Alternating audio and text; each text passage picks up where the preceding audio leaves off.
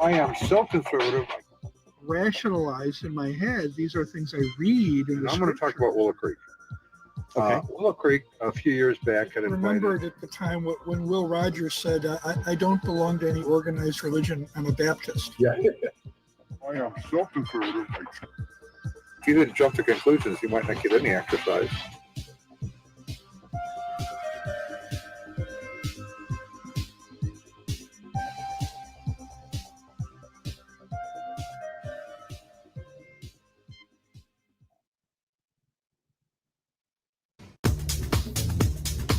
I am so conservative.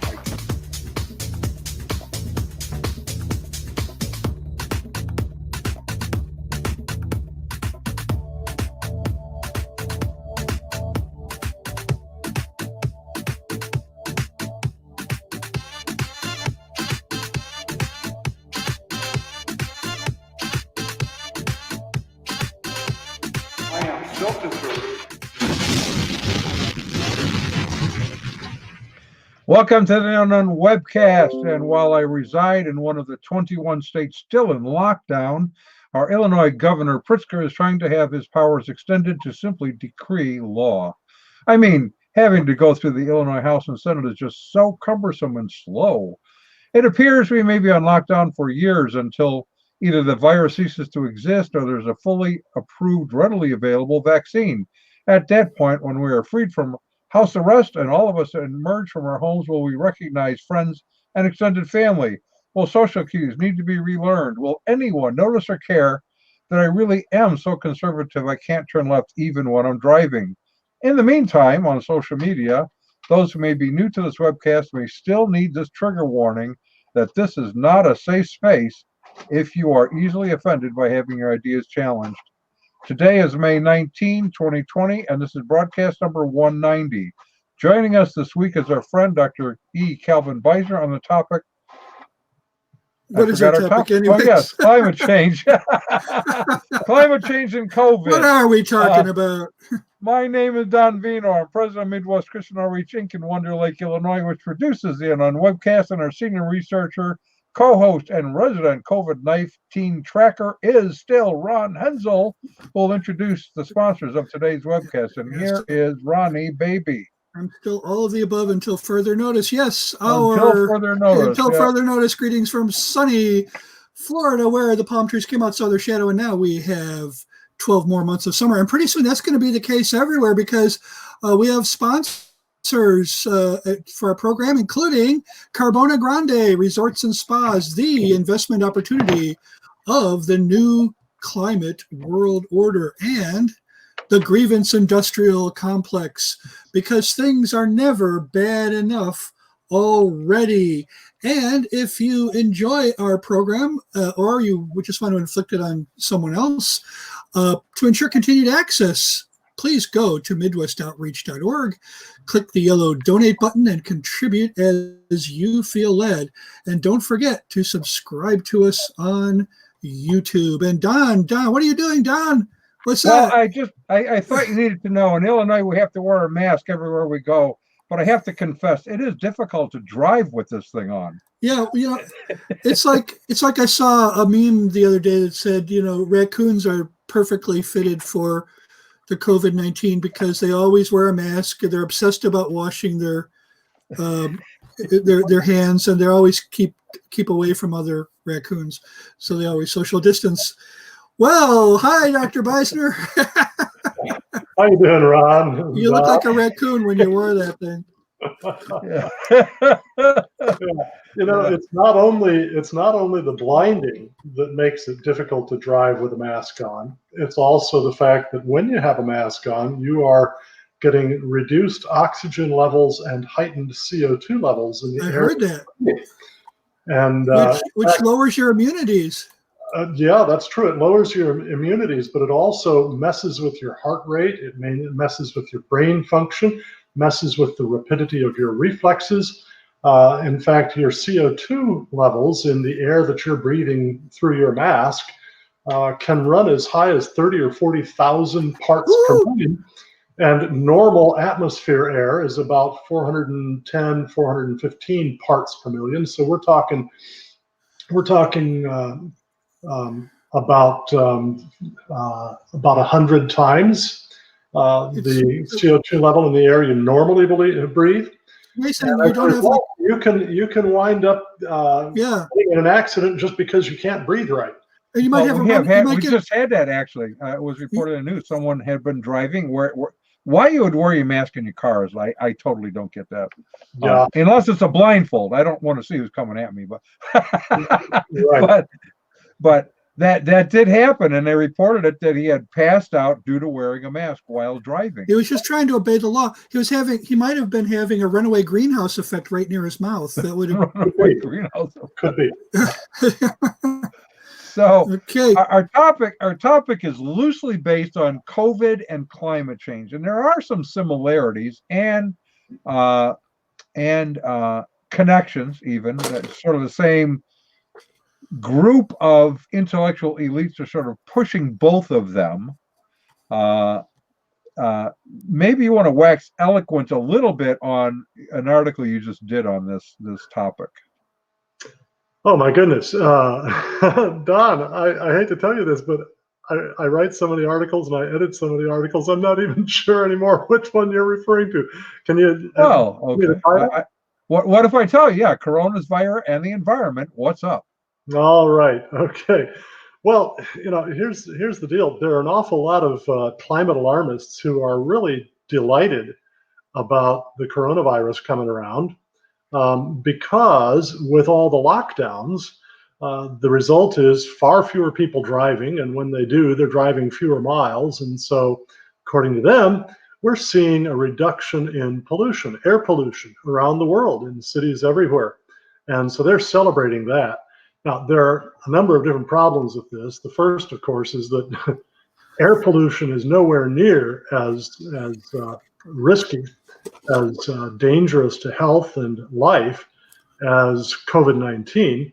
And so that's kind of like saying, well, gee, I'm glad I missed that bee sting by jumping off the cliff and, yeah, exactly, right. and breaking my neck, Right.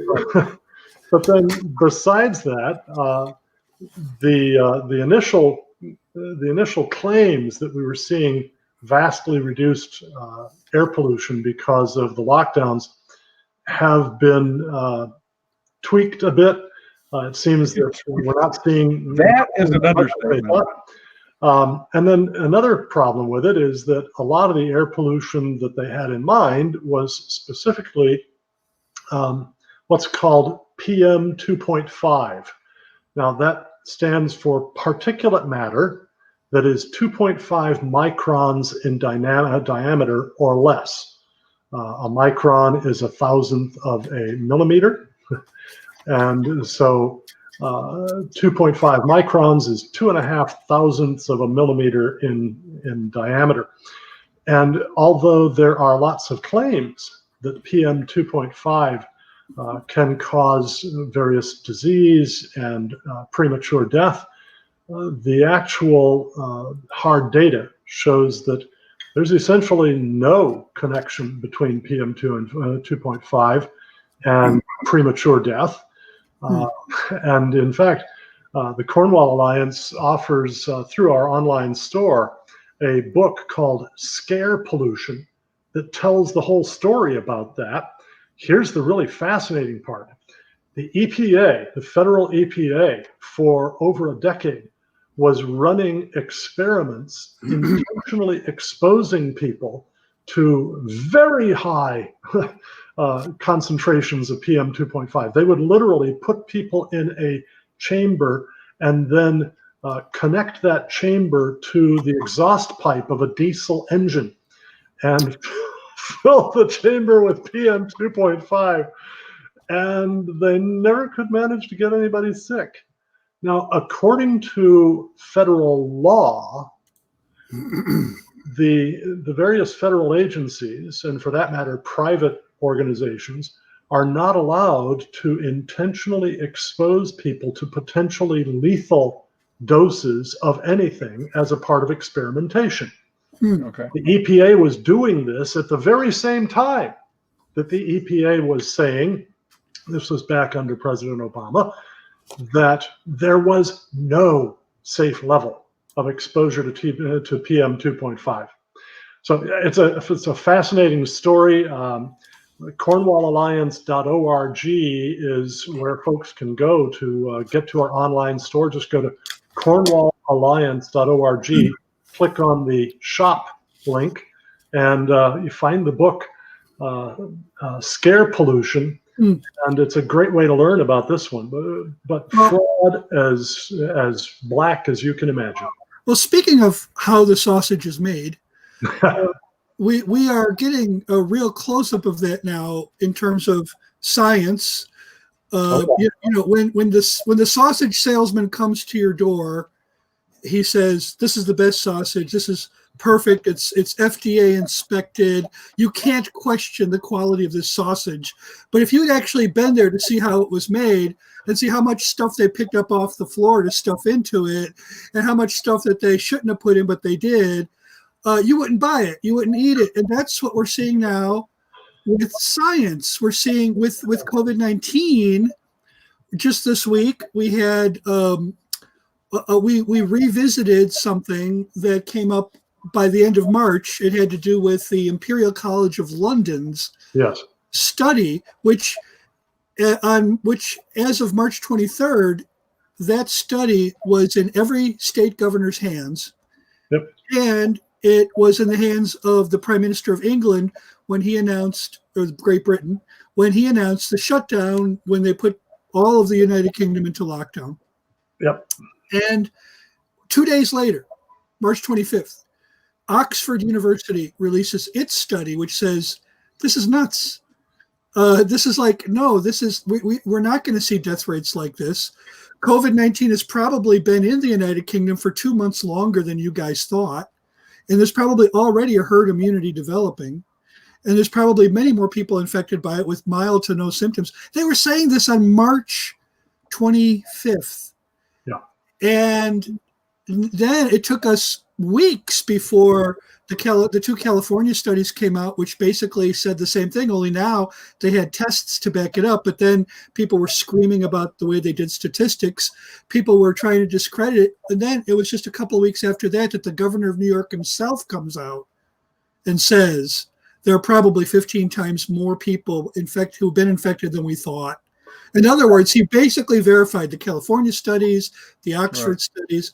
And now, a couple of days ago, statisticians, professionals, people who have degrees in this way over my head, are coming out and saying, we can't even read this guy's code. It's like spaghetti.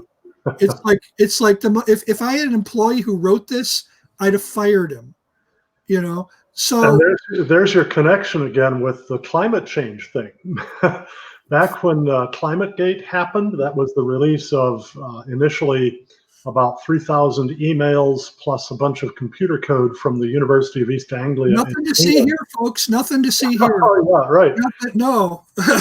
One of the things that got released was a comment by a computer programmer looking at the code for the UEA's work on trying to model temperatures and where they were headed, and essentially saying this is so bad. I mean, it should never be relied on for anything. This is complete idiocy.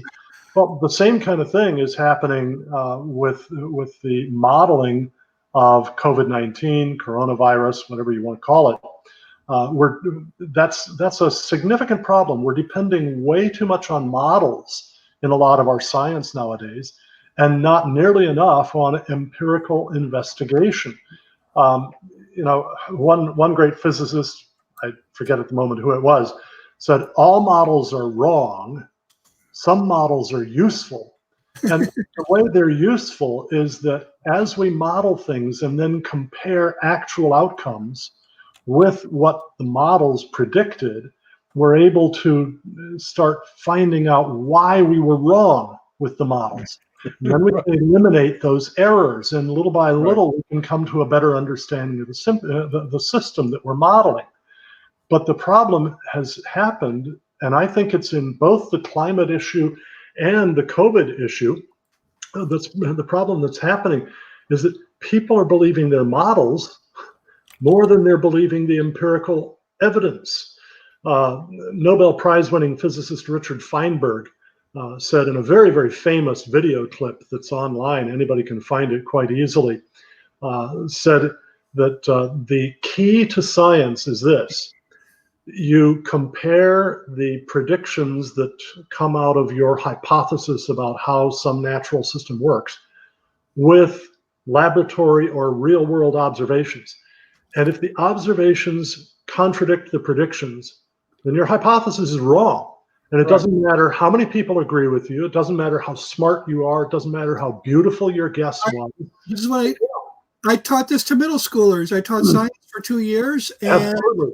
And one of my middle schoolers won a full ride scholarship to Florida Gulf Coast University for submitting his science fair project. So apparently I did something right, teaching them the scientific method. And yeah, you start with a toward the beginning, you come up with a hypothesis. And then at the end, you say, did this experiment confirm or contradict my hypothesis? Yeah. Okay. What's happening now? Momentarily, hold that thought 1 second, because I want people to see this that you mentioned. And the web address is cornwallalliance.org, Scare Pollution. You do want to go there and procure that to get some idea of what Dr. Beisner is laying out here. Gee, Don, okay. Yeah, you bet. Yeah. Now, what's happening, and this is fascinating to me as kind of a philosopher of science.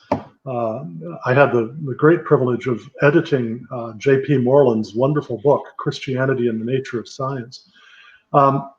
What's fascinating to me on this is the extent to which younger scientists who got their training in science using computers all the time and modeling everything are so much more susceptible to this than older scientists who, okay, did they model things? Yeah, they modeled things, but primarily they did their models by hand. They did their math by hand. So that meant that you didn't depend on some computer that could run 29 million calculations per second to do your math for you. You instead did your basic math, you did your simple model, and then you went out into the real world and you looked at what was happening and you made that comparison. So what's happened is that a lot of these younger scientists trained up in the world of computer models have lost the capacity to distinguish between modeled reality and real reality. Real reality.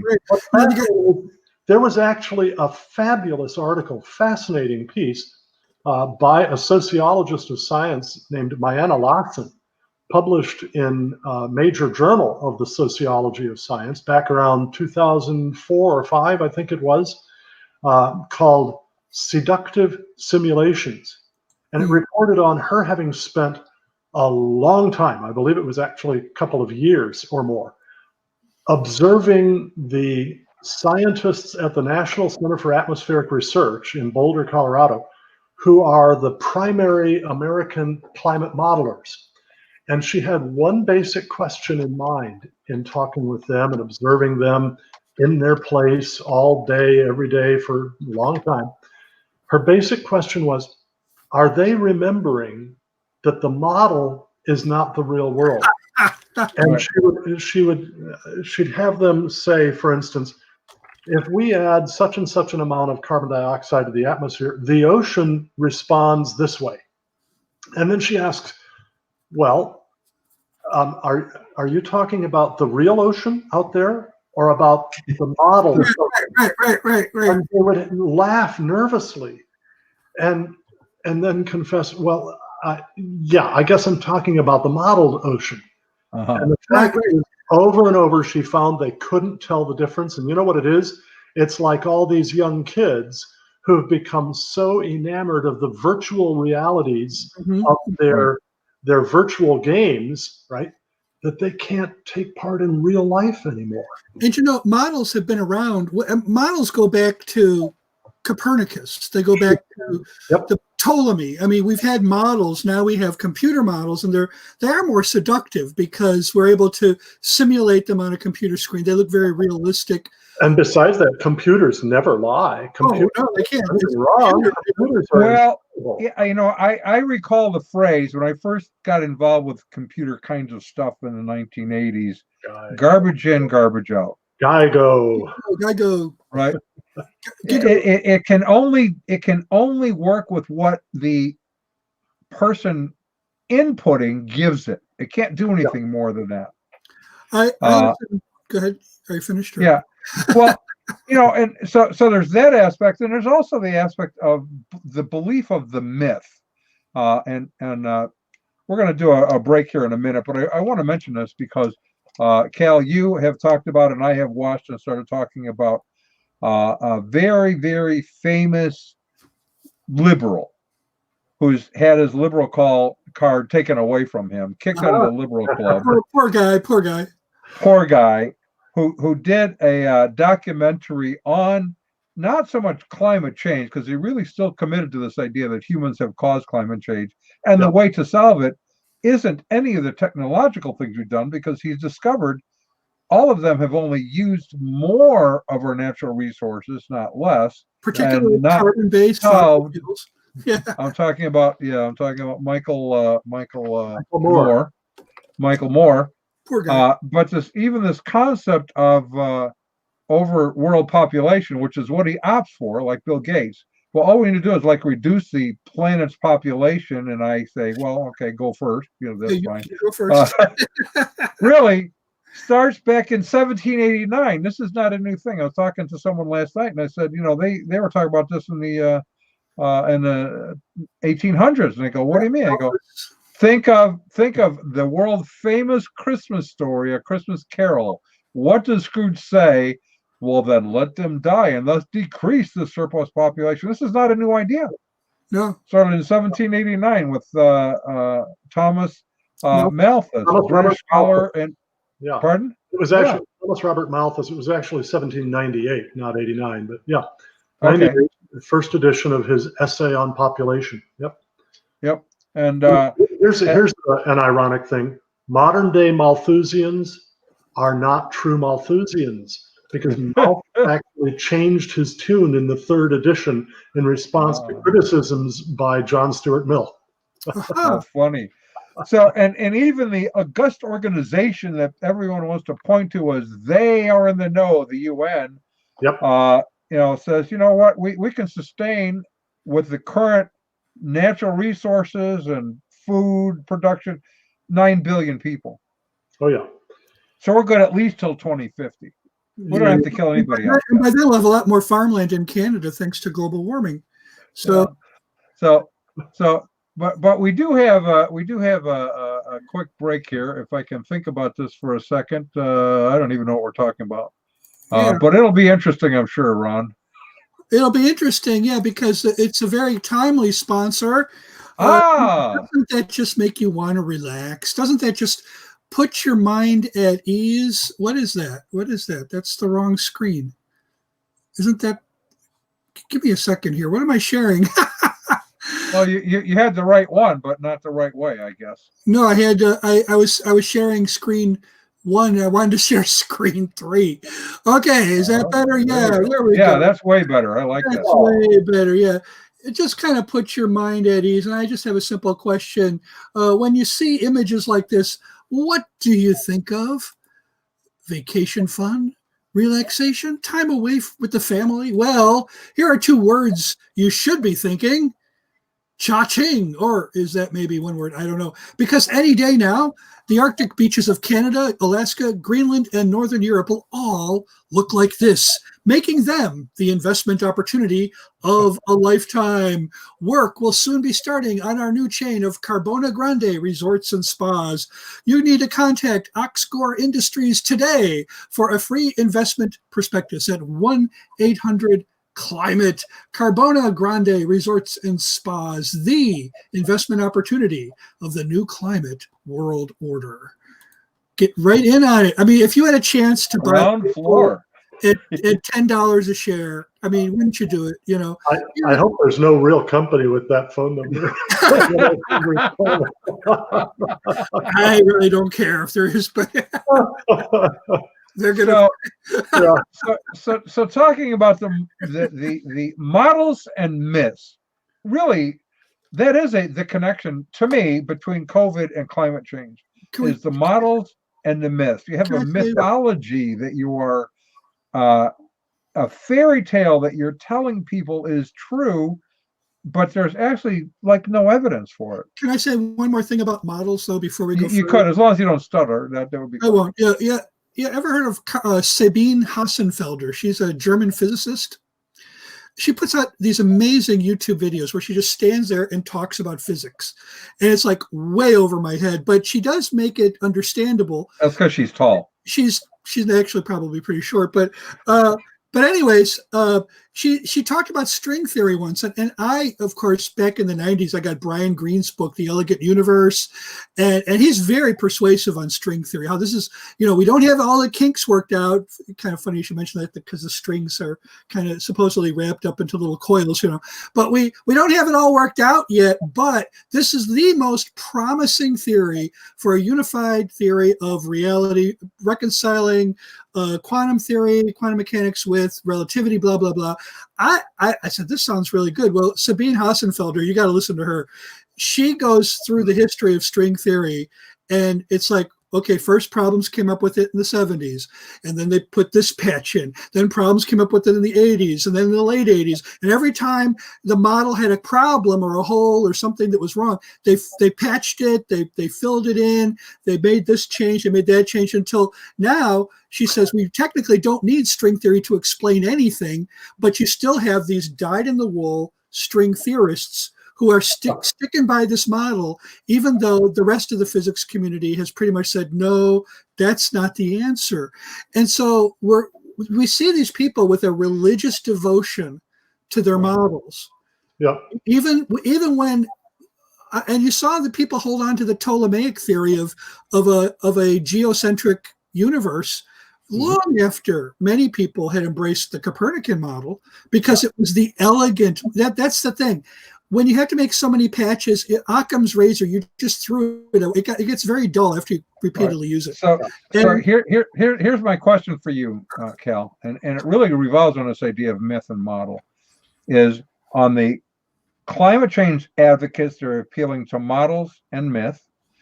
Aren't we watching Anthony Fauci and company really doing the same thing?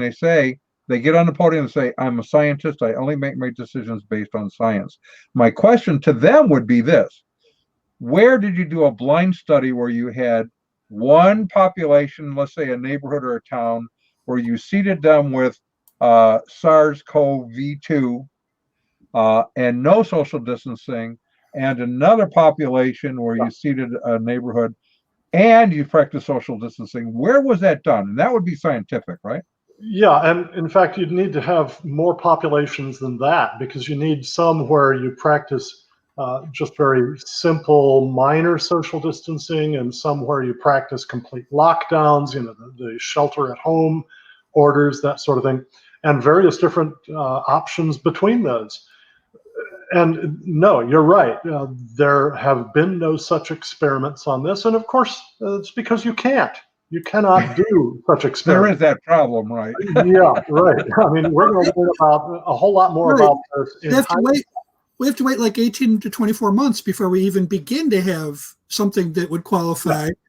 We have to wait till like a couple 100,000 people die, or a couple $100 billion and $1 trillion in economic productivity goes down the drain. Yeah, we're already past probably at least $3 trillion worth of economic activity down the drain from the lockdowns just here in the United States. And that's not counting the money we've thrown at people.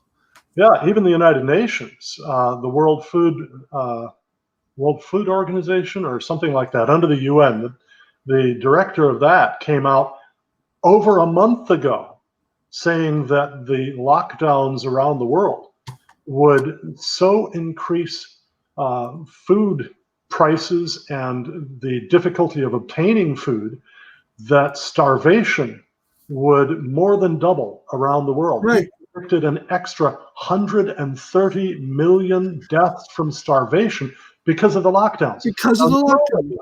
Nobody has predicted that SARS-CoV-2 would cause enough cases of fatal COVID-19 to bring 130 million excess premature deaths over the coming year.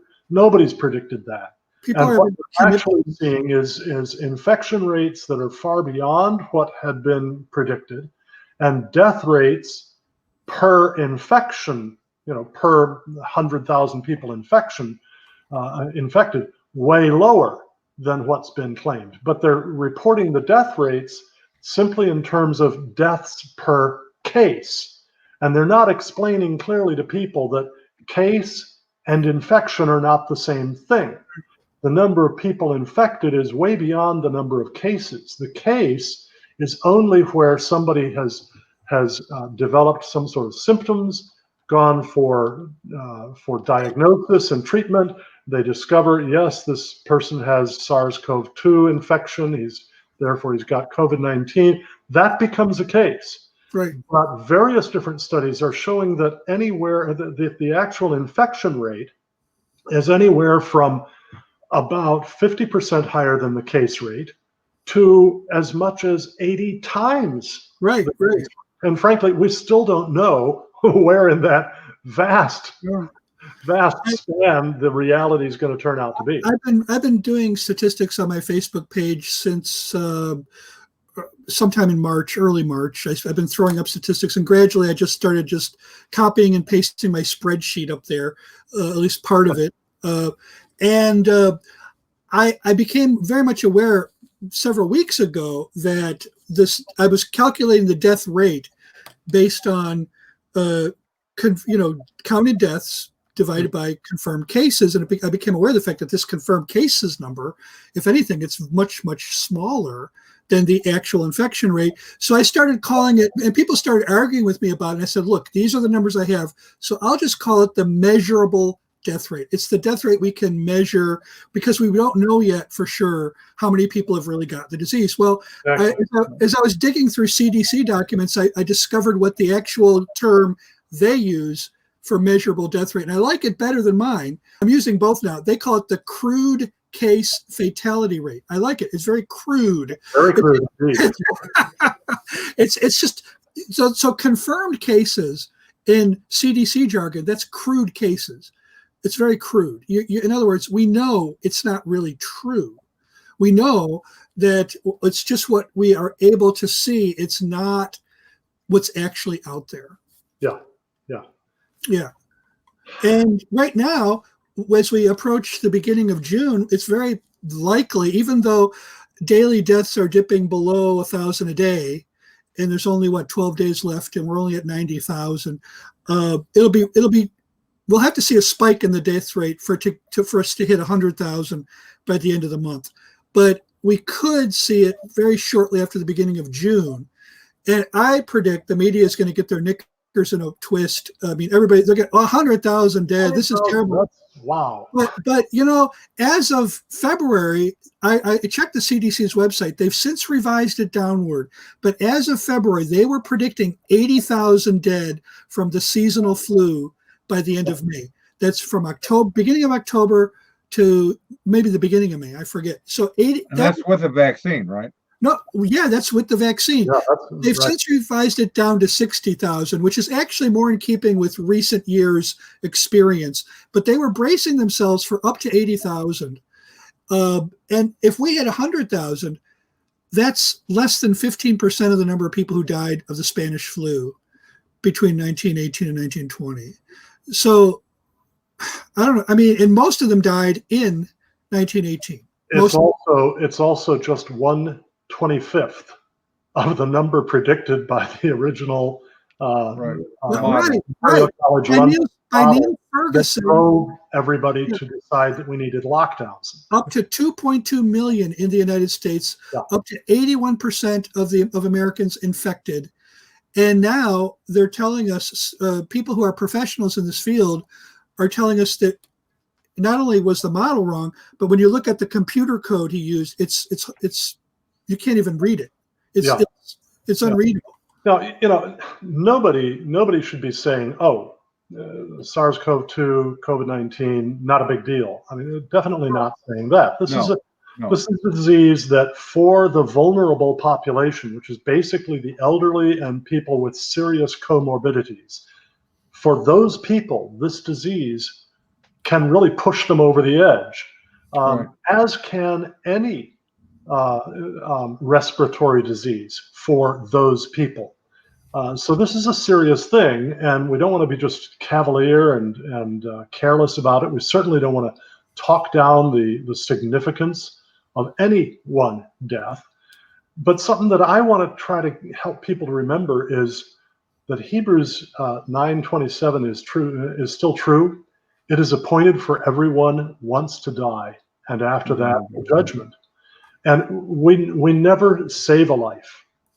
We never save a life. I mean, you can rescue somebody from drowning, and you haven't saved a life. You have postponed death a little bit. You've bought a little extra time. And so when we start talking in terms of, well, which is going to cause more harm, coronavirus or the economic shutdowns, the poverty that comes from those, we are not setting money over lives. We are setting what activity prolongs life more and what activity prolongs life less. Right. And the lockdowns to try to fight coronavirus are, I believe, going to wind up causing far more deaths. Yeah. I mean, even just take what the UN said about starvation around the world. Far more deaths, even in the United States, not so much from starvation as from higher rates of suicide, higher rates of drug abuse, higher rates of just people going into despair and depression that leads them to all kinds of behaviors that shorten their lives. And then those 100 million starving we talked about earlier. I mean, 130 million. Yeah. Now, how many connections? I'd like to get back to the topic of the connection. And there obviously are more than one connection between the COVID-19 crisis and the climate change crisis. And to do that, I want to call attention to somebody who is, where is that again? I just tried to share. There we go. I just shared it. It went away. There's somebody here who is already working on trying to connect. There are more than one person trying to connect COVID-19 with climate change. Here's the person who is already obsessed with climate change, and I think I've heard her make a few remarks about COVID-19. What are the ideological connections that are going on here? What are they doing? Well, if you're a liberal, you believe in big government. You really are chasing after all kinds of excuses to grow the state, to give it more and more control over people's lives. So if you can persuade people that a new virus, and new viruses come around all the time, by the way, it's not a strange thing, but if you can persuade people that a new virus is going to be so catastrophic that the only way to minimize that catastrophe is to give government control over their lives, over every aspect of their lives. And think about this. Americans have been told they have to stay at home. Forget about our liberties of travel. Forget about our liberties of assembly. Forget about our liberties of gathering together for religious worship, things like that. That we can't open our businesses. Forget about your right to private property and the guarantee that the government is not supposed to interfere with your use of private property, so long as in using it you are not threatening other people. But we're being told that we need to give the government much greater control over our lives because of this virus. The same thing is what's behind a lot of the pleas for catastrophic man-made global warming. Right. It's funny. In the 50s, 60s, and first half of the 70s, the fear being promoted by so many scientists was a fear of global cooling. Right. We were told that this global cooling was being caused by pollution generated primarily when we burn fossil fuels to get energy. Now, what they thought was causing the cooling was aerosols, small, tiny particles put into the air that reflected sunlight.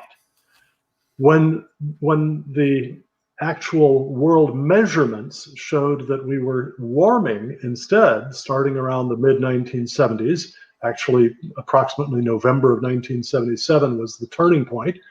When that happened, then about another 6 to 8 years later, now we're being told that our burning of fossil fuels is causing global warming, not by putting aerosols into the atmosphere, but by putting CO2 into the atmosphere. And in both cases, the solution to the problem was industry is out of control. You need to put us in control. The solution is always more government. Right. And what we really need instead is less government. We need to go back to the kind of government that our founding fathers envisioned. And frankly, I think all of them would be horrified at the ease with which so many Americans have just simply, rolled over and played dead in response to the demands of our governments. It's insane. Yeah. Our founding fathers launched a bloody revolution over government interference with their lives that was minuscule compared with this. Right. Well, and it's been a long time coming though, so people were eased into it over time, sort of trained into with the mythology and the models that you can trust, and industry is always terrible, and one of our sponsors actually has something about the grievance industrial complex. Yeah, which is also a very real thing. Yeah. You know what? I'm having technical issues here. Keep talking for a second. That's going to cause me to have some grievances with you. Well, that's just the way it is. I thought I had it up, and then I turned to look at the screen, and I'm going, "Where is it?" Because I want to make a comment here. Okay. Ron is having technical difficulties, and I had technical difficulties before we started this program. And technically, you're right. You didn't have any such technical difficulties, Don, and I think that's cool. But I want you to notice the backgrounds for Ron and me. We have all of these books behind us. Yeah, right? We're kind of busy. And what this shows, Don, is that Ron and I are the real scholars, but as you are, we can handle technical stuff. You have a green screen behind you, Don. So, okay, I do. Let's talk about what our sponsors are up to. Recently, in an emergency meeting at the Toxico Corporation, Project Lead Stu said, "These protests are delaying the project and killing our bottom line." Foreman Larry said, "All this over a few million dead fish?" A PR spokesperson, Pam, said, "Yeah, we're the real victims here." Meanwhile, across town, a hedge fund manager consults with his lawyers. "I feel so left out of the culture wars. I can't afford to be left behind, but where do I find the right victim status to bring me the professional success I'm looking for?" Meanwhile, Phil is meeting with his career counselor. "I've come to the point where I realize I don't have enough intersectionality on my resume. Do you think I should consider gender reassignment surgery to boost my job prospects?" Now there's a solution for all these problems. The grievance industrial complex. It is the premier manufacturer and recycler of fine grievance products. It provides grievances customized for your political, economic, and social goals. It works closely with you throughout the design and implementation process to ensure your satisfaction. And all of Grievance Industrial Complex's products come with their free patented moral high ground, which comes with its own victim status, identity politics tactics, flawless far left ideology, and so much more. And right now, for a limited time, you get the Total Morons Guide to Playing the Victim Card for Terrorists. It's the #1 guide to making fools of the Western mainstream media, says Mustafa Birnau, certified terrorist. it's even better than the Harry Potter series, says Dr. S.J.W. Jones, professor of applied abstractions at the Department of Ephemeral Studies. Yes, the grievance industrial complex, because things are never bad enough already. So you need to check them out. If you need a victim status, if you need to boost your chances in the job market by being able to claim some kind of grievance, they're for you. Now, I'll say that the real story behind my behind here is this is a green screen. I just needed to feel like I could go outside because I'm under house arrest, and it shields all of my library that's behind the green screen. Okay. I actually do read on occasion. Some people see mine here and they see that there are all these stickers on the books, that the books are cataloged, and they think, that must be his own real life. Well, yeah, actually it is. We had our daughters catalog all of these for us. You're that compulsive. You're that compulsive. Yeah, well, I kept finding that I couldn't find books, so I finally had to put them on the computer, cataloged, and get the stickers on them so I could at least find them when I went looking for them. That's a good goal. You get to 6,000 or 8,000 books, and it gets difficult, you know? Well, you know what? Speaking about a book to find, here you go again. CornwallAlliance.org. Get scare pollution. Back to you guys. What else is there to talk about? Well, you talk about, there's this scene, one of my favorite movies of all time is Fiddler on the Roof. And one of my favorite scenes in Fiddler on the Roof is when Perchik proposes to one of the daughters of Tevye, I forget her name now. And I think it's Huddle. Huddle and Perchik get married. And they're having a little bit of an argument. And this was at the time he was going to propose to her. So he chases her up the hill and says, Huddle, wait. And he says, I want to discuss with you a very important matter, a political matter. And it keeps on going. And finally she turns to him and she says, if I understand you correctly, you're asking me to marry you. And he says, well, yes, that's right. And she goes, and this is a political matter. And he says to her, well, yes, everything's political. And to me, those words came out of the mouth of a Bolshevik, a fictional Bolshevik revolutionary from the second decade of the 19th or the 20th century. But they could come out of the mouths of just about anybody today, particularly really just about whether you're on the right side or the left side. Yeah. Everything has become political. Marriage is political. Your own private sex life is political. So the question is, what isn't political? Well, I can't think of too much. Cheetos tomorrow could become political for all I know. Right now, for sure, what's going on with the climate, the weather is political, and diseases are political. Yeah. In a sense, I'm actually glad to see that happening. Here's why. I know that sounds a little strange, but here's why. Part of the great problem that landed us with the lockdowns in response to SARS-CoV-2 was that the people who were informing President Trump and our governors and all of our political leaders were almost exclusively medical experts. And they didn't bring with them other expertise from other disciplines like economics, like business, like logistics. How do you get X from point B to point C? They didn't bring all sorts of other insights with them, psychological insights. Psychologists could have told them that when you isolate people at home forcibly, demand that they stay there, you threaten them with arrest if they go out in public. When you do that, you're going to cause psychological troubles for many people. They will feel depression, and then they will begin to exhibit that with various different self-destructive or other destructive actions. The psychologists could have predicted what we've actually been seeing, which is a rise in suicide rates, a rise in spousal abuse, a rise in child abuse in homes where people are cooped up as they are not normally.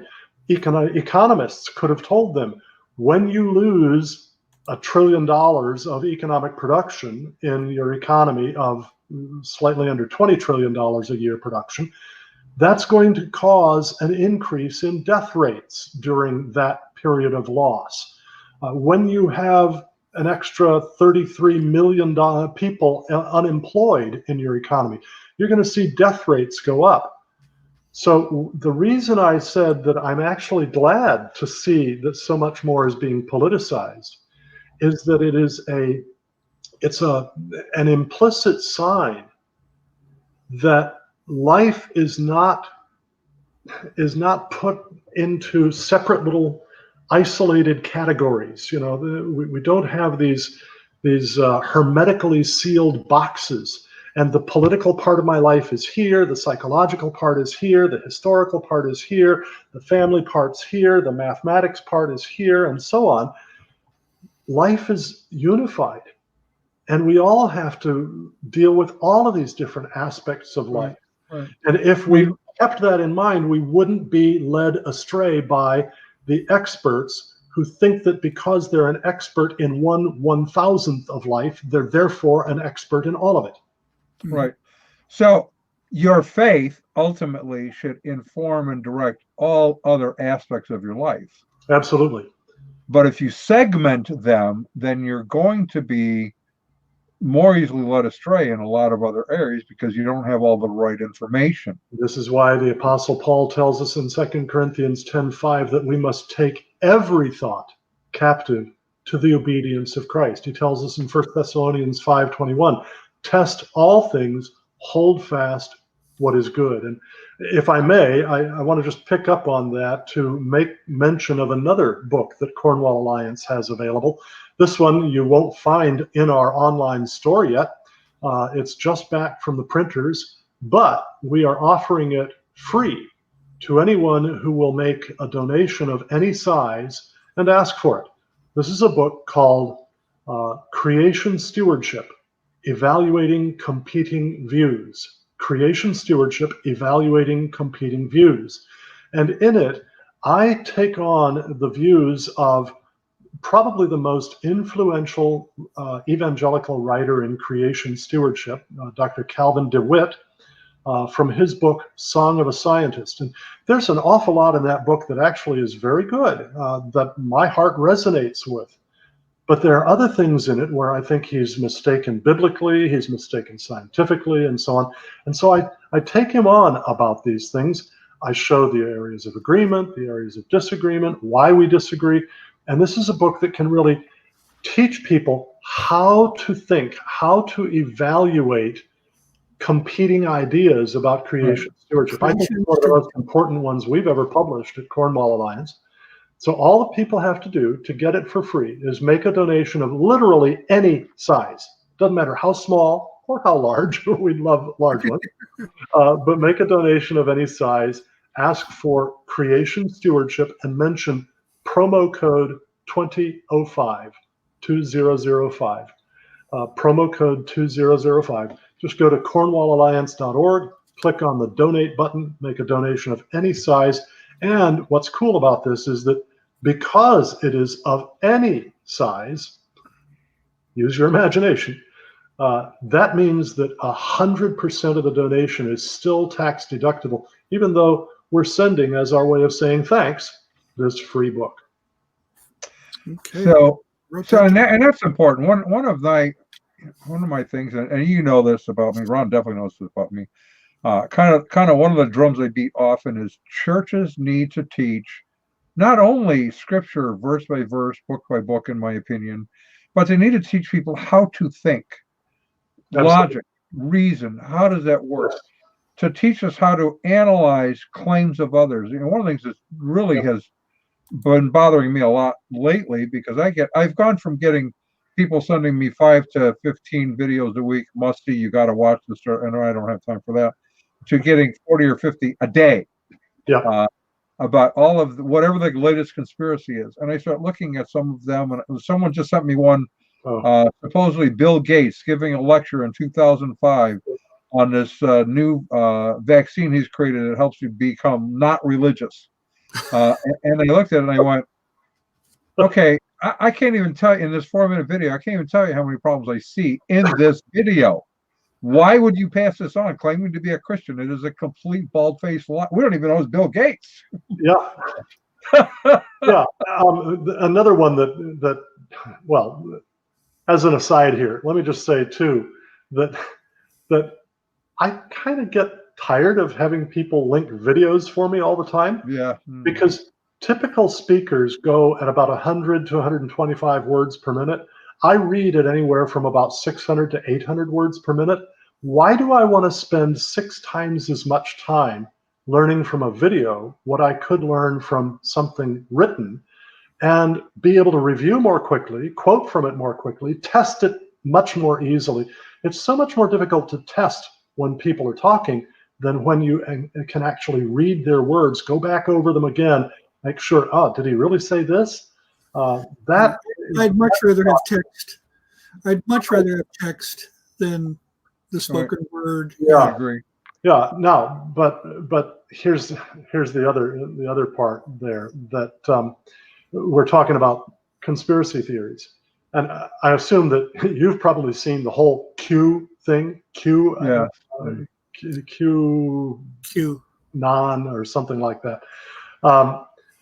It is so outrageously unfalsifiable because it's all this code, this secret code that's supposed to convey things to people who are in the know. And if you watch it long enough, you can be in the know too. And it's supposedly done by high-ranking military people with access to highly classified information that the rest of us don't have access to. But they're using these secret codes to get the information out to us so that we can save our civilization. And I want to say to the folks who bite into this or buy into this, I want to say, suppose that the guy who started Q came out and publicly confessed that the whole thing was a scam. It was all a fraud that he had started. Suppose that happened. How would you know that wasn't actually somebody pretending to be the guy who started it in order to rob it of credibility, but Q is really right? You wouldn't know that.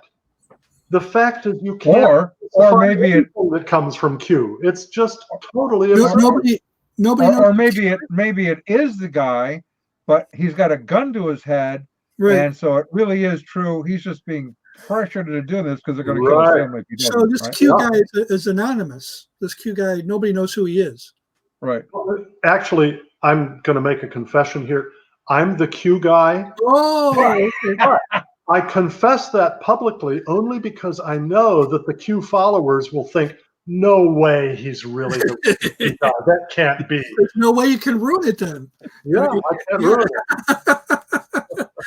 See, nobody understands the concept of falsifiability. I mean, Karl Popper must have worked on that for decades to try to get the scientific community to realize that this is really the only valid definition of science. If you can make a proposition that is capable of being falsified, then you're talking science. And as soon as he won that debate, people forgot. It's like, okay, time to move on to other things. And now you come a generation later and nobody even remembers that is the definition of science. Part of what I think led to the people forgetting that is that a slightly different idea, the idea of logical positivism, which says unless a proposition can be verified or falsified empirically, which is what Popper contradicted. Okay. Now, that proposition can't be verified or falsified. Right. Therefore, by its own definition, it's meaningless. Which is why nobody's positivist today. That idea of falsifiability is self-refuting, is crazy. Right. But say in empirical science, if you can't falsify something, it's not science.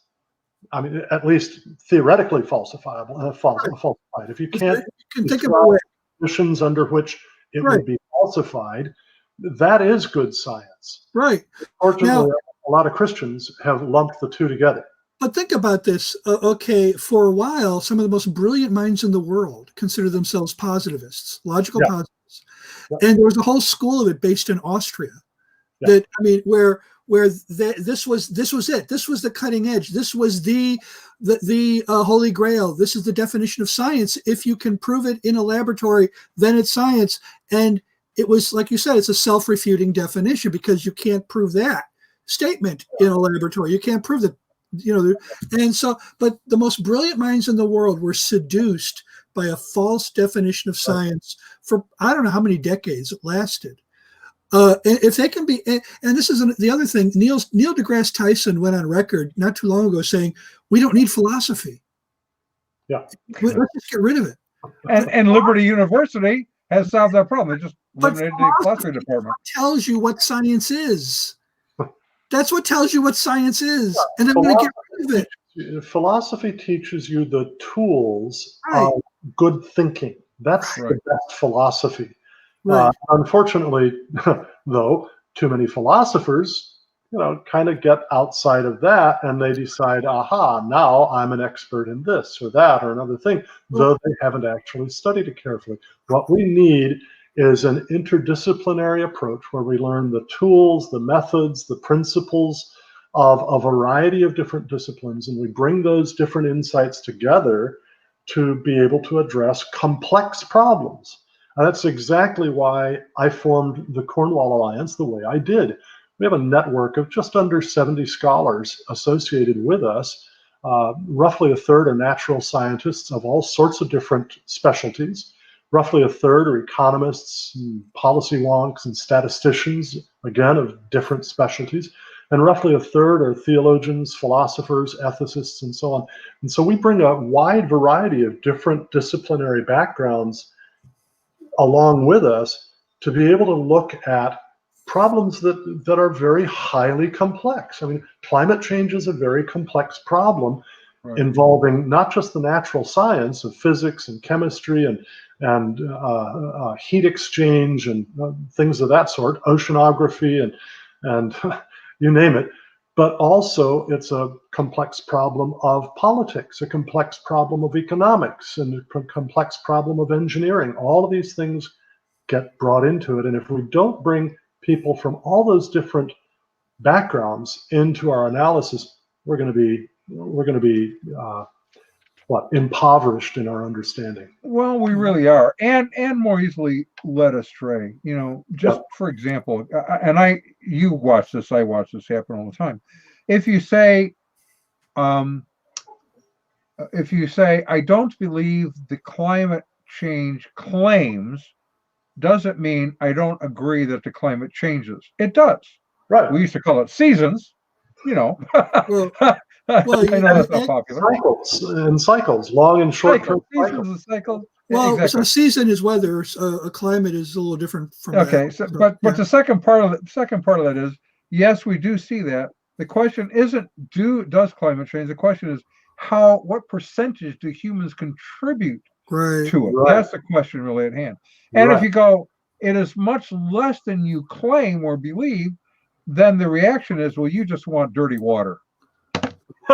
and really, what it boils down to is we've had, we know that the climate has been warmer, much warmer than it is now, about 1,000 years ago. Right.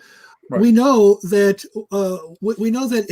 in the high altitudes of the Alps, the Romans used to mine silver, and only once those glaciers melted did we find the mines where they were mining. So that means that those must have been, not covered with glaciers at the time that they were being used as mines. And there were areas near, way up within the North Polar Circle, the Arctic Circle, where there used to be forests that cannot grow there now because it was warmer long ago than it is now. So, if you dare to question the notion that human action is driving catastrophic global warming, you get accused of being a science denier.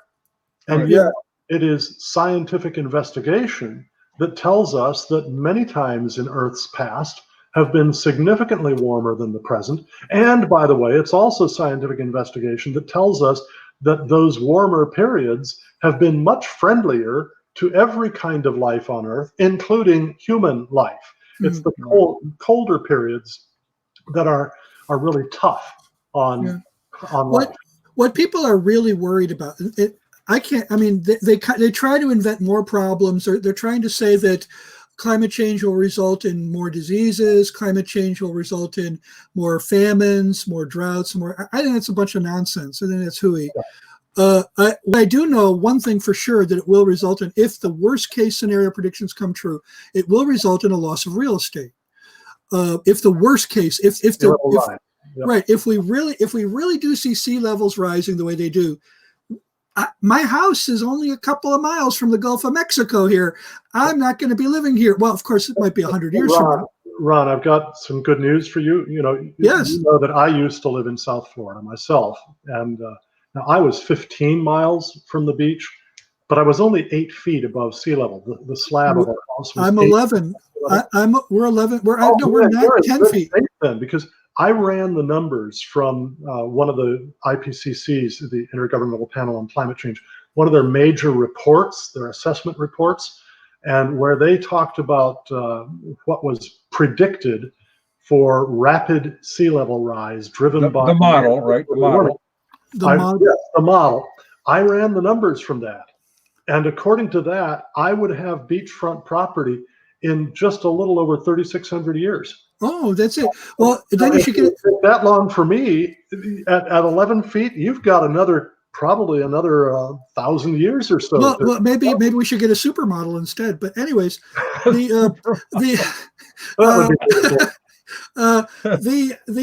the thing is, even if I lost the real estate in my lifetime, guess what? There's going to be new real estate in Canada that you're going to be that the tundra will melt in those places. You will be able to grow crops in those places. Now we are over time, but I do want to do one other thing here before we march our way out of here, and that is this. That is on the climate change, based on models and myth. Models and myth, I think, are key characteristics of that.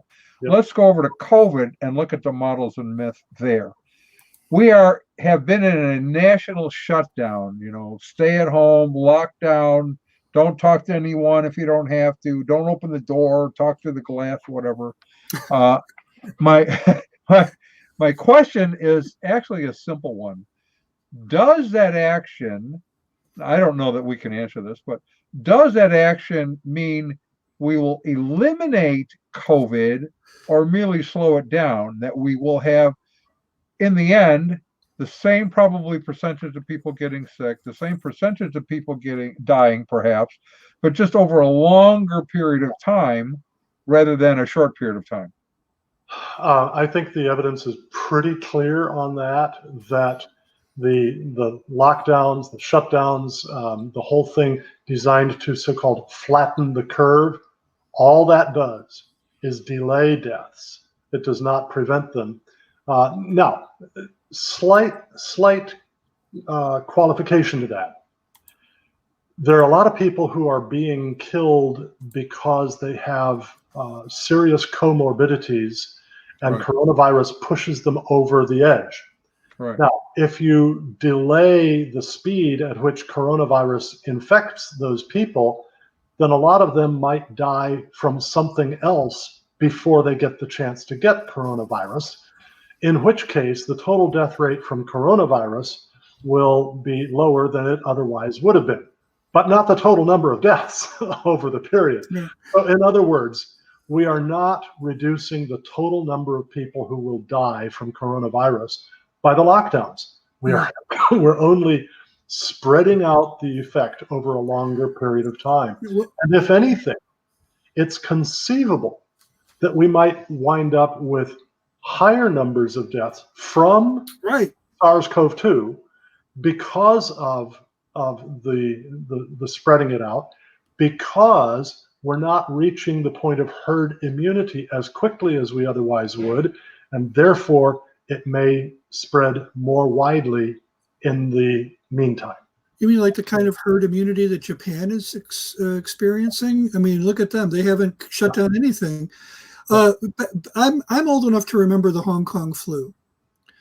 The Hong Kong flu, I remember seeing in the paper all the time growing up. Mm-hmm. It actually started in July of '68 and it killed 100,000 people. But in the United States alone. In the U.S. alone. But it didn't finish killing them until 1972. It lasted about 50 months. Yep. So that was one that was protracted. You had to go back another 10 years, a little more, to the beginning of what they called the Asian flu. Yep. In like 1 year, it was 11 months, 13 months from February 57 to February 58. It killed 116,000 people. So that was more compressed. But I hear what you're saying. In other words, what are we really changing by locking down? What are we really changing by sheltering in place? Was it de Blasio or was it Cuomo who was absolutely shocked that the vast majority of hospitalizations were coming from people who were Cuomo? I'm shocked, I tell you, that most of the people in the hospital were sheltering in place. They didn't catch it out on the subway. Yeah. Now, I personally believe that what explains New York, now New York is off the charts, okay? Yeah. I personally believe that what explains New York is that the virus arrived in New York probably in November, December. You have 5.5 million people who rode the subway every day in New York. The people, when people found out about COVID-19 in January and February, all the officials said, don't worry about it. Just keep taking the subway. Yeah. It's a wonderful Petri dish. And they said, don't worry about it. Come out for Chinatown celebrations. And so it's closed in, it's cramped. You have to breathe on other people in a subway. You have no choice. And I think that's what explains New York's. There's no state like New York. There's no city like the metropolitan area in terms of the COVID-19. In terms of Manhattan's population density is 65,000 people per square mile. No place else in America comes even remotely close. No, so to use that as if somehow or other that were a barometer of what would be happening in the rest of the country is absurd. The next most used subway is Chicago's, and it's much less used. And their entire mass transit system in Chicago only carries under 3 million a day. New York subway alone carries 5.5 million. Yeah. And after that, you have Los Angeles, which only has 24 miles of subway. So, it's like it's just that. I think that explains it. I think that the health commissioner of New York should not only be fired but perhaps prosecuted. Did I say that? No, I'm sorry. I take that. Definitely fired. Definitely fired. You know what, guys? We have run seriously over, which we often do, but it's been great. Cal, I appreciate you coming on. This has been helpful. Hopefully, people have learned some things and laughed a little bit, because sometimes, I tend to like the Jewish view of life. If I didn't laugh, I'd cry. Yeah, sometimes you have to laugh. So, Ron, you want to match us? CornwallAlliance.org, right? Yep. CornwallAlliance.org. Go get some of their fine stuff. Make a donation. Tell Cal we sent you. Ron, you want to walk us out of here? Yeah, it's like I went to my doctor and he said, you're so healthy, you'll live to be 60. I said, I am 60. He said, see, what did I tell you? Okay. So that's a Honey Youngman there. Okay, our resident cult leader profiler is Neil. Before me, our wardrobe manager is See How It Fits You. Our culinary services come from Chef Ham and Cheese. Our tinfoil hat provisioner is Just In Case. Our Jehovah's Witnesses coverage comes from Armageddon and D Opposer. Our Mormon archives manager is Polygamous. Our liberal denominations bureau chief is Lucy Goosey. Our transgender issues coverage is Ben Hur. Our special correspondent for cults based on the Hindenburg disaster and flying turkeys, Ode to Humanity. Our fact-checking supervisor is Yoleg Pulling. Technical assistance comes through Murky Research. Our legal advisors are at the law firm of Dewey, Cheatham, and Howe.